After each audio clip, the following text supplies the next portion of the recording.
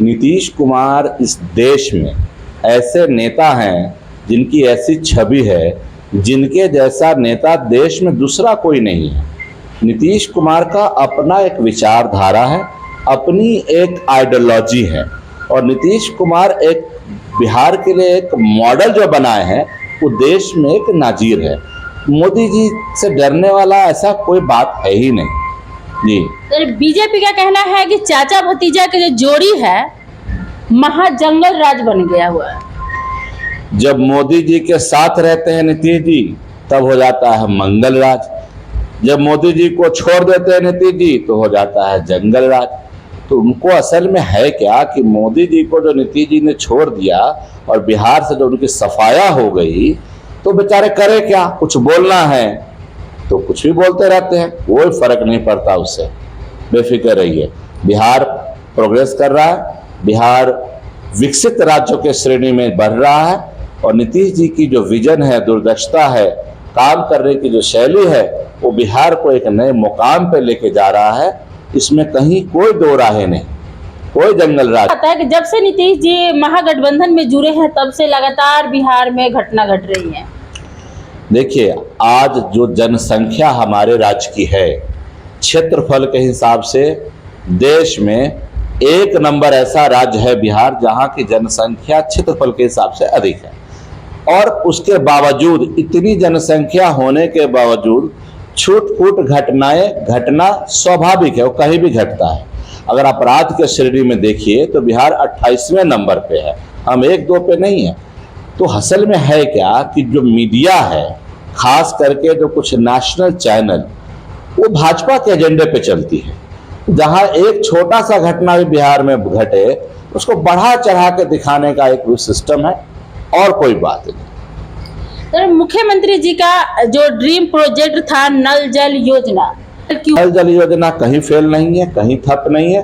नल जल योजना नहीं होता तो आज जो सुखाड़ की स्थिति है बिहार में, खास करके उत्तर बिहार में, हम सीतामढ़ी में आज बैठे हैं, सीतामढ़ी के कई गांव में, इवन जहां मेरा खुद का भी घर है, वहां भी नल जल वाला पानी तो आ रहा है। जो हेड पंप था, जो कल था, उसका पानी लेवल नीचे जाने से उसमें पानी नहीं आ रहा, लेकिन नल जल से पानी आ रहा है।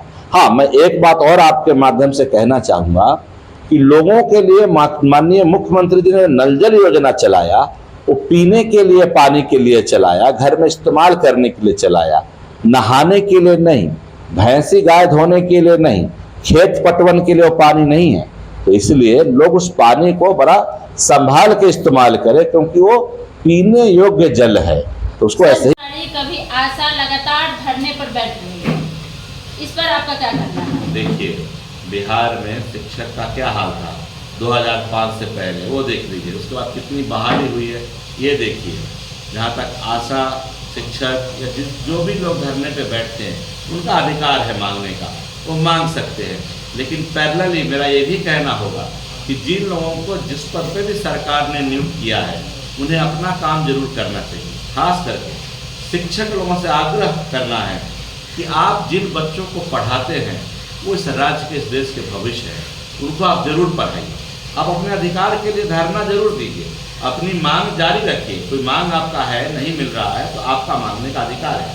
सेम समय में बच्चों को जरूर पढ़ाइए। बच्चा इस राज्य के, इस देश के भविष्य है, परिवार के भविष्य। बच्चों के पढ़ाई के साथ, एजुकेशन के साथ, शिक्षा के साथ खिलवाड़ नहीं होना चाहिए। के पाठक ने एक निर्णय लिए है कि जो शिक्षक समय पर स्कूल नहीं पहुंचते हैं उनको निष्कासित कर दिया जाए और इसको लेकर जगह जगह पर डीएम साहब पहुंच रहे हैं और शिक्षक भी समय पर पहुंच रहे हैं। लेकिन एक स्कूल है जो आपके सभापति के गांव में है, संस्कृत विद्यालय, हम लोग का मातृभाषा है ना संस्कृत जी।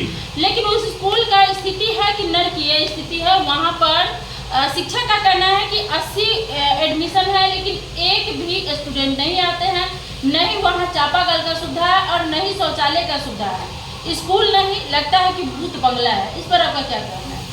देखिए, सबसे पहले तो 80 बच्चे ही क्यों हैं वो देखने की ज़रूरत है।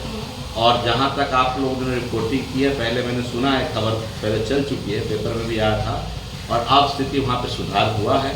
देखिए, जब तक लोग खुद नहीं जागरूक होंगे, सरकार हर जगह तो जाके ड्यूटी नहीं कर सकती। समाज को, खास करके जो लोग उस गांव में रहते हैं उनको भी अलर्ट रहने की, जागृत रहने की ज़रूरत है। क्योंकि अगर उनके गांव में बच्चे स्कूल नहीं जा रहे तो क्यों नहीं जा रहे, ये भी कारण होना चाहिए।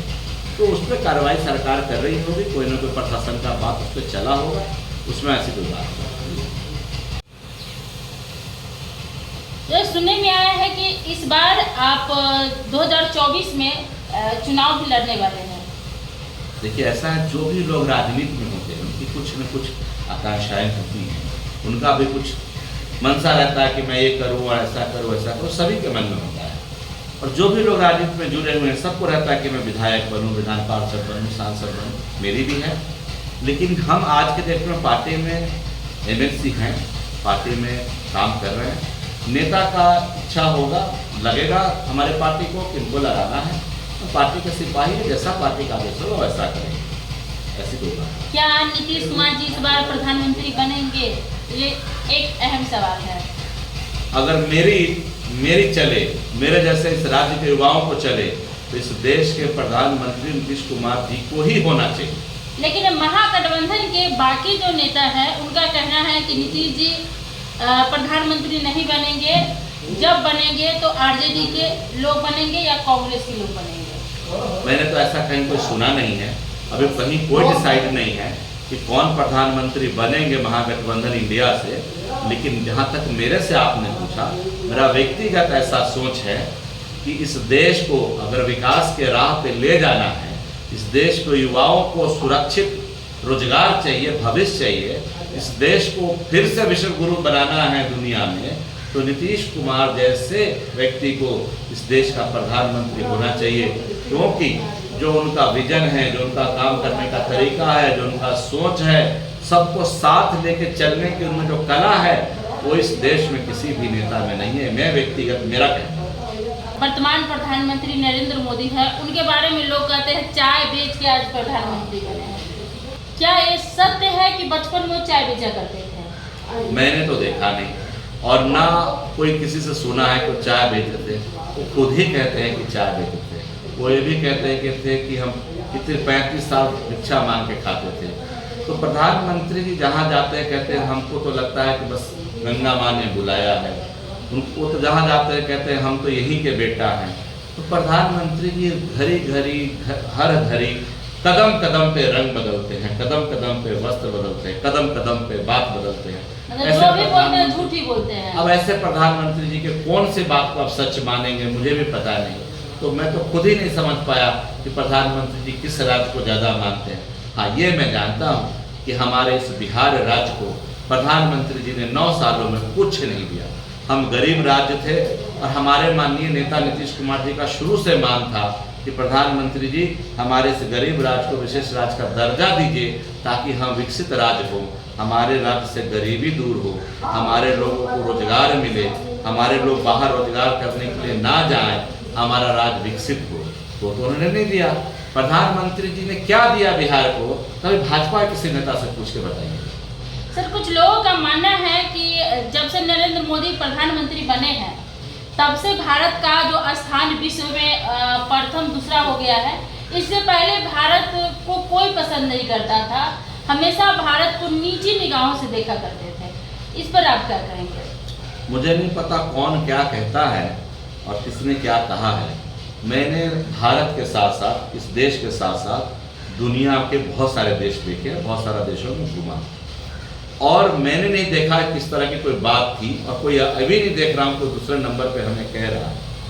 अपने मन से ढोल बजा लेना कि हमको तो दुनिया में विश्व शक्ति होने जा रहे हैं। हमने ये भी सुना था कोई भाजपाई नेता के माध्यम से कि उन्होंने यूक्रेन वाली जो लड़ाई चल रही थी उसको भी मोदी जी ने फोन से रुकवा दिया था।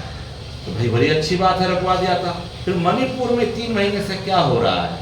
प्रधानमंत्री जी को क्यों नहीं जाना चाहिए था वहाँ? या फोन से अगर यूक्रेन की लड़ाई को रुकवा सकते थे तो इसकी लड़ाई को, जो हमारा जो होम वॉर जो चल रहा है मणिपुर में, बेटियों की इज्जत के साथ खिलवाड़ हो रहा है, बच्चों की हत्याएं हो रही हैं, लोग असुरक्षित हैं, कैंप में रह रहे हैं, तो मणिपुर क्या इस देश का हिस्सा नहीं है? प्रधानमंत्री जी को उस पर ध्यान नहीं देना चाहिए? देखिए, बहुत सारे लोग बहुत सारी बातें करते हैं, अपनी सोचनी चाहिए। आप अपने मन से सोचिए कि हम लोग क्या, आज कितना इस देश में बेरोजगारी है, महंगाई है, कितना लोग भ्रष्ट हो रहे हैं, क्यों हो रहे हैं? प्रधानमंत्री जी ने कहा था ना खाऊंगा ना खाने दूंगा, तो फिर अदानी इतने बड़ी कंपनी कैसे बन गई प्रधानमंत्री जी के राज में, वो भी आप लोग देखिए। कहने वालों को बताइए, अपना दिमाग लगाइए। चलिए, धन्यवाद। तो अभी हमारे साथ थे MLC रामेश्वर महतो सर, और इन्होंने जो कहा है, जो आपका क्या राय है, आप सब कमेंट बॉक्स में अपनी राय साझा जरूर करें।